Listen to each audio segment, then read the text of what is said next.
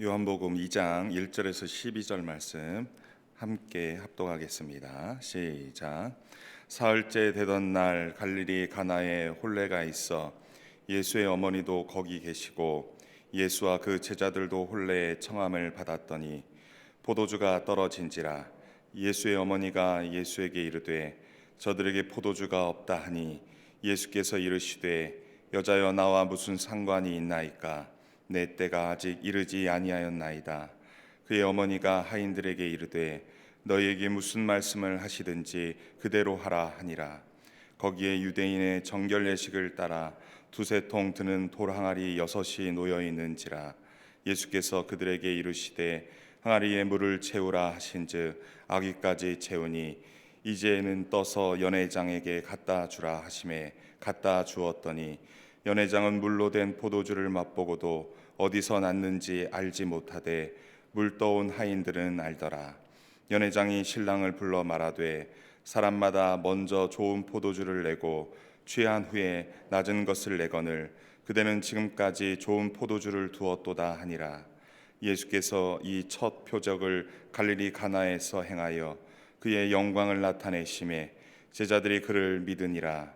그 후에 예수께서 그 어머니와 형제들과 제자들과 함께 가버나움으로 내려가셨으나 거기에 여러 날 계시지는 아니하시니라. 아멘.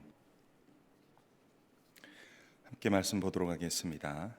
오늘 본문은 요한복음에서 나타나는 첫 번째 표적입니다. 요한복음에는 크게 7가지의 표적이 나오는데 그 중에 첫 번째인 것입니다. 1절과 2절의 말씀에 예수님께서 제자들과 함께 가나 혼인잔치에 초대받는 내용입니다. 1절에서 나다나엘이 예수님을 만난 날로부터 3일째 되던 날에 예수님과 먼저 부름받은 제자들은 가나의 혼례집에 초대를 받고 혼인집에 있습니다. 예수님의 어머니 마리아도 함께 있다고 말씀합니다. 가나는 나사렛에서 북쪽으로 약 13km 정도 떨어져 있는 곳입니다. 나다나엘의 고향이기도 하고요. 당시 결혼은 마을 전체의 잔치였습니다. 자연스럽게 예수님과 제자들도 초대를 받았고 마을 사람들과 함께 잔치를 즐겼을 것으로 보입니다. 보통 일주일 정도 잔치가 진행되기에 잔치에서 빠질 수 없는 것 중에 하나가 중요한 것은 포도주입니다. 이때 포도주가 부족한 것은 잔치를 주관하는 자에게 수치스러운 일이 되었기에 꼭 점검하고 충분한 양을 준비해 두어야 합니다. 그런데 3절의 말씀을 보니까 잔치집에 포도주가 떨어졌다라는 것입니다. 잔치집에 심각한 문제가 발생했습니다. 이 혼인이 누구의 혼인인지는 알 수는 없지만 예수님의 어머니 마리아가 이 문제를 먼저 확인하고 적극적으로 대처하는 것으로 보아서 혼주와 예수님의 가족이 밀접한 관계가 있음을 알 수 있습니다. 또한 예수님의 어머니는 책임 있는 위치에 있었던 것 같습니다. 따라서 포도주가 떨어졌다라는 말을 예수님께 한 것은 이 문제를 해결해 주시기를 바라는 마음에서 그렇게 말했던 것으로 보여집니다. 지금 어머니는 자신의 아들 예수님이 어떤 일을 행하실지는 알 수 없지만 이 문제를 해결해 줄 것이라는 것을 믿고 그 문제를 예수님께 말했던 것입니다. 물론 이야기에 들어보면 예수님의 아버지 요셉은 아마도 좀 일찍 죽어서 아들로서 어머니에 대해서 어떤 문제가 생기면 적극적으로 대처했던 거 아닐까. 그래서 어머니가 많이 의지하고 많은 시간에 도와주었던 거 아닌가라고 보기도 합니다. 이 본문에 있어서 문제에 있어서 예수님께 나아가면 어떠한 것이든지 해결해 줄 거라고 하는 믿음으로 이야기를 했다라는 것입니다. 4절에서 예수님의 거절 이후에도 5절에서 지속적인 믿음을 보이는 그 어머니 마리아의 모습을 볼 수 있습니다.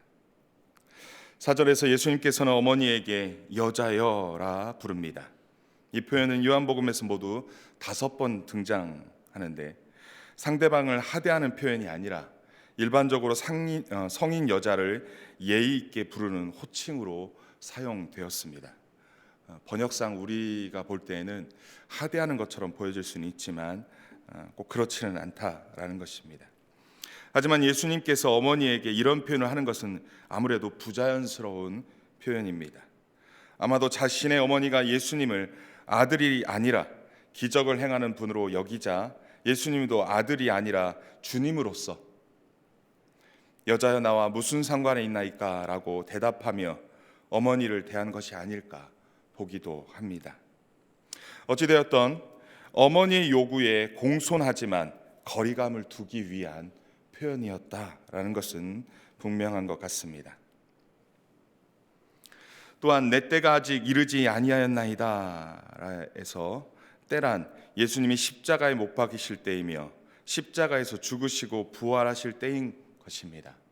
이 때는 예수님의 죽으심과 부활, 그래서 다가오는 영원히 죽지 않는 영생의 때가 오는 때를 이야기하는 것이죠. 따라서 아직 십자가에 못 박히실 때가 이르지 않았기 때문에 이 시점에서 십자가에 죽으실 메시아가 아닌 기적을 행하고 표적을 행하는 메시아로 많은 사람들에게 잘못 보여질까 하는 마음에 아직 때가 이르지 않았다라는 것입니다. 따라서 오실 메시아에 대한 사람들의 기대가 오해가 생기지 않도록 예수님께서는 이 때에 대해서 민감하게 반응하셨던 것입니다. 그래서 내 때가 아직 이르지 아니하였다라 표현한 것입니다. 그런데 5절에서 예수님의 어머니가 하인들에게 너희에게 무슨 말씀을 하시든지 그대로 하라라고 예수님의 어머니가 하인들에게 지시하는 것입니다. 책임자 위치에서 아마 얘기했던 것이겠죠. 예수님은 분명히 어머니의 요청에 있어서 개입할 의사가 전혀 없음을 밝혔지만 어머니 마리아는 예수님께서 무엇인가 행하실 것이라는 믿음을 가지고 잔치집 하인들에게 예수님께서 너희에게 무슨 말씀을 하시든지 그대로 순종하라, 그렇게 분명하게 고지하였습니다. 어머니들의 일반적인 무대포적인 믿음일지 아니면 확신에 찬 믿음일지 잘 모르겠지만 중요한 것은 예수님을 의지하고 그리고 예수님이 무엇을 행하든지 절대로 순종하기를 당부를 했던 것입니다. 6절부터 12절에는 예수님께서 물로 포도주를 만드신 표적을 행하십니다. 6절에서 8절 말씀에 거기에 유대인이 정결 예식에 따라 2-3통 드는 도랑알이 6이 놓여 있다 말씀합니다.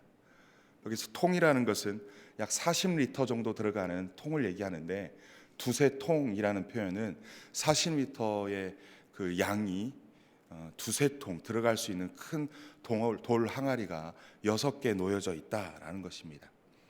이것은 정결 예식을 치르는 데 사용되었던 물이라는 것입니다. 음식을 먹기 전과 먹은 후에라든지 외부에서 어디를 다녀왔다 하면 간단하게 씻는 물, 그런 정도의 표현이죠. 따라서 이 항아리에는 최대 120리터까지 담을 수 있는 큰 항아리입니다. 예수님께서는 하인들에게 항아리의 물을 채우라 말씀하십니다. 하인들은 예수님의 어머니 마리아가 고지한 대로 예수님의 말씀대로 항아리에 물을 채우는데요. 어디까지 채웁니까? 아귀까지 채웁니다. 아주 가득히 채웠다라는 것입니다. 하인들이 예수님의 말씀을 대충 그냥 따른 것이 아니라 전심을 다하여 순종하였음을 보여주고 있습니다. 그 물을 아귀까지 채웠다는 것이기 때문에 그렇죠. 모두 6개의 항아리에 약 680리터에서 720리터의 물을 가득 채웠다라는 것입니다. 그리고 예수님께서 이제는 하인들에게 떠서 연회장에게 갖다 주어라 말씀합니다. 그러자 하인들이 항아리에 있는 물을 떠서 연회장에게 갖다 주었습니다. 연회장은 혼례를, 그 혼인잔치를 주관하는 사람입니다. 9절에서 12절 말씀에 연회장은 물로 된 포도주를 맛보고 어디서 났는지 알지 못하되 물도온 하인들은 알더라라고 말씀합니다. 연회장은 물로 된 포도주를 맛보았다라는 것입니다. 그런 이런 포도주가 어디서 났는지 어디서 준비되었는지 알지 못했다라는 표현입니다. 우리가 볼 때에는 아주 간단한 이야기인 것 같습니다. 예수님이 물을 채워라, 물을 떠서 갖다 주어라. 근데 우리가 볼 때는 이것이 포도주인지 물인지 알 수는 있지만 지금 이 상황 가운데서 물이 포도주 된 사건인 것이죠. 그런데 연회장은 이것이 어디에서부터 왔는지 모른다는 겁니다. 행사를 주관하는 자 입장에서는 아마 포도주를 미리 보고를 받았을 것이고 어디에서 갖고 왔을 것이고 누집 포도주가 좋았을 것이다 여겨서 아마 몇 통을 들여놨을 것이고 그런 부분들이 있었을지 모르겠습니다. 그런데 이 포도주는 맛보지 못한 아주 특별한 최상품의 포도주인 것이 그에게는 느껴졌던 것 같습니다. 이것이 다른 사람은 모르지만 하나님의 말씀을 순종한 자들은 알았다라는 겁니다. 예수님의 말씀을 순종한 자들은 알았다라는 것입니다. 그 하인들은 이 하나님의 기적을, 이적을, 표적을 경험할 수 있었습니다. 이것이 하나님이 하신 것인지 우연히 된 것인지 순종하지 않는 사람은, 하나님의 역사에 동참하지 못하는 사람은 알지 못합니다. 오직 전심으로 순종한 자들만이 이 일이 하나님이 하신 일인지 아닌지를 알 수 있습니다.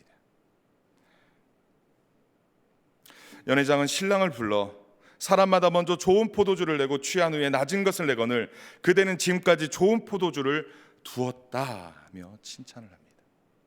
좋은 포도주를 낮은까지 두어서 처음부터 좋은 건 주고, 처음엔 좋은 걸 주고 나중엔 나쁜 걸 주는데 처음부터 좋은 걸 주고 또 나중에도 더 좋은 걸 주는 것으로 칭찬했다는 것입니다.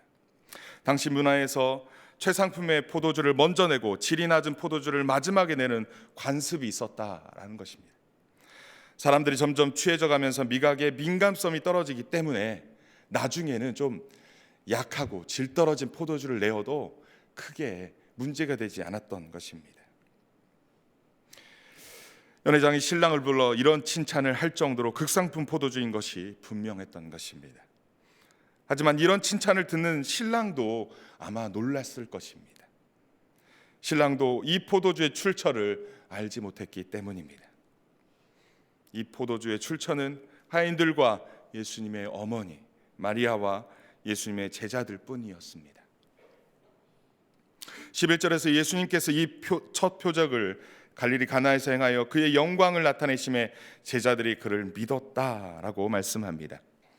물을 포도주로 바꾸신 표적은 예수님의 온전하신 신분을 부분적으로나마 나타내 보이신 것이다 라는 표현입니다.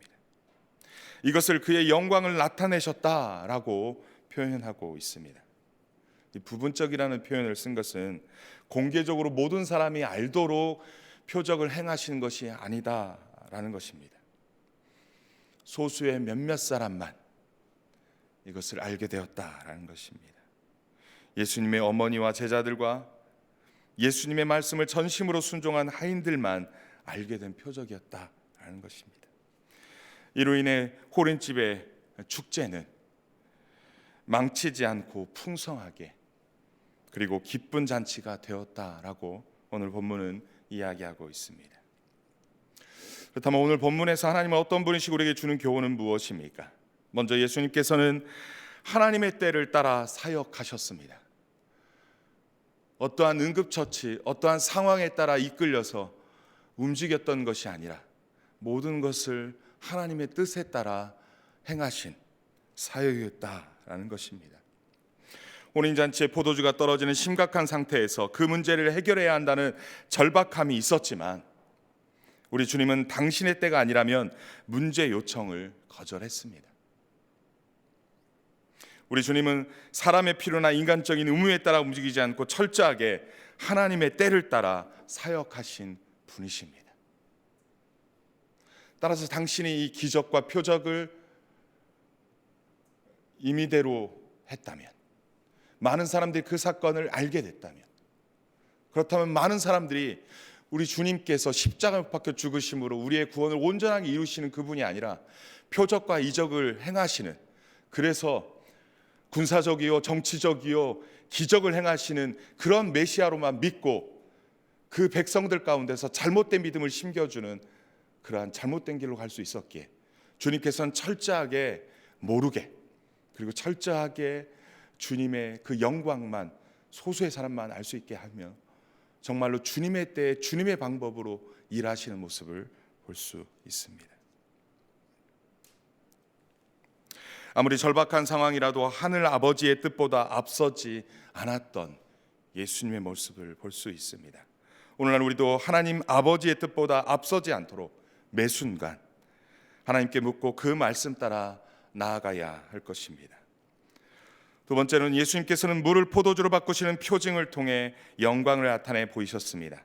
물을 포도주로 바꾸시는 기적으로 예수님이 하나님의 아들이심과 메시아심을 나타내 보이셨습니다. 예수님의 온전하신 신분을 나타내므로 영광을 나타내 보이신 것입니다. 이 일로 제자들이 예수님을 하나님으로 믿는 믿음을 확고히 했다라는 것입니다. 그분이 그럴 것임을 알면서도 좀 더 확신 있게 확실하게 믿게 된 계기가 되었음을 이야기하고 있습니다.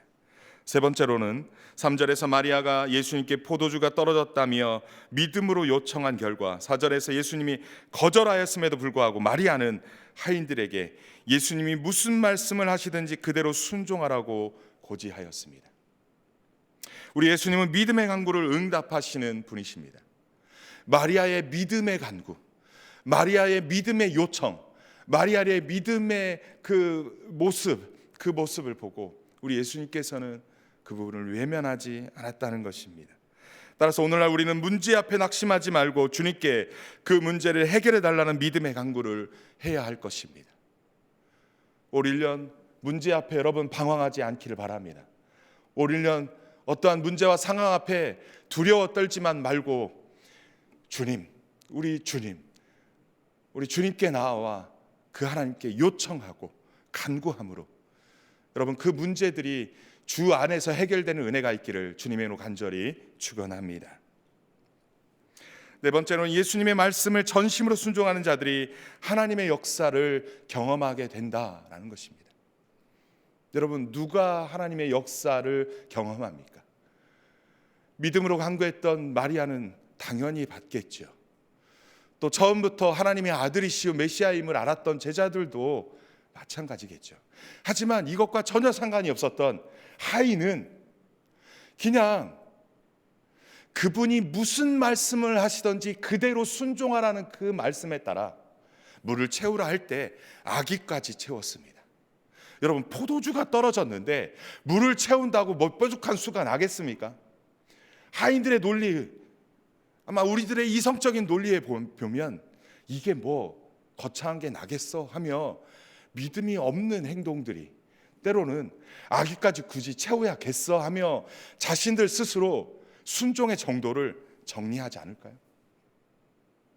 오늘날 우리는 많은 문제 앞에 상황 앞에서 하나님의 말씀을 딱 들었을 때 에이 뭐 이게 일어날 수 있겠어?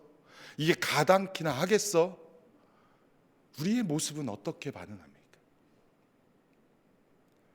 하인들은요 하나님의 말씀에 예수님의 말씀에 전심으로 순종하였습니다. 여러분 올 1년 동안 하나님의 말씀을 묵상하고 주일날 강단을 통해서 수요일날 강단을 통해서 예배 강단을 통해서 선포되어지는 주님의 말씀을 듣고 그 말씀대로 한번 순종해 봅시다. 그것도 전심으로 온 마음 다하여 순종해 봅시다. 묵상 가운데 들려진 이 말씀을 통하여 그 말씀 따라서 한번 해 봅시다. 그렇게 전심으로 하나님 말씀 앞에 순종하는 자들에게 오늘 말씀을 통해서 보여주신 대로 하나님의 역사를 경험하는 은혜가 있음을 보여주고 있습니다. 여러분 이 은혜를 2022년도에 누리시는 저와 여러분에게 간절히 축원합니다. 하나님의 말씀이 정말 그러한지 그 말씀대로 이해되든 납득되든 이해되지 않든 납득되지 않든 한번 말씀대로 살아보는, 말씀대로 순종하는 2022년 그 한 해가 되어서 마침내 하나님께서 역시 하나님이십니다, 역시 주님은 나의 왕이십니다라고 인정하고 고백하며 그 하나님을 찬양하는 이 한 해 되기를 주님의 이름으로 간절히 축원합니다.